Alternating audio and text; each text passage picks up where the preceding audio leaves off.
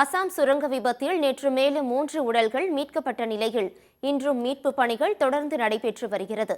அசாமின் திவா ஹமாஸ் மாவட்டம் உம்ரங்சு பகுதியில் நிலக்கரி சுரங்கம் செயல்பட்டது.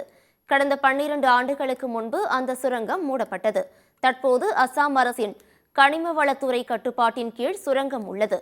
சுற்றுவட்டார பகுதிகளைச் சேர்ந்த தொழிலாளர்கள் சட்டவிரோதமாக உம்ரங்சு சுரங்கத்தில் நிலக்கரி வெட்டி எடுத்து வந்தனர். கடந்த 6ஆம் தேதி அந்த சுரங்கத்தில் சுமார் 42 தொழிலாளர்கள் 300 அடி ஆழத்தில் நிலக்கரியை வெட்டி எடுத்துக் கொண்டிருந்தனர். அப்போது திடீரென தண்ணீர் பெருக்கெடுத்து சுரங்கத்தை மூடியது. 33 தொழிலாளர்கள் வெளியே வந்து தப்பிய நிலையில் 9 தொழிலாளர்கள் சுரங்கத்துக்குள் சிக்கிக் கொண்டனர். தேசிய பேரிடர் மீட்பு படை, ராணுவம், கடற்படை வீரர்கள் ஒன்றிணைந்து மீட்பு பணியில் ஈடுபட்டு வருகின்றனர். கடந்த 8ஆம் தேதி ஒரு தொழிலாளியின் சடலத்தை கடற்படை வீரர்கள் மீட்டனர். நேற்று 3 தொழிலாளர்களின் உடல்கள் மீட்கப்பட்டன. மேலும் 5 பேர் சுரங்கத்துக்குள் சிக்கியுள்ளனர். அவர்கள் உயிரிழந்திருக்கக்கூடும் என்று கருதப்படுகிறது.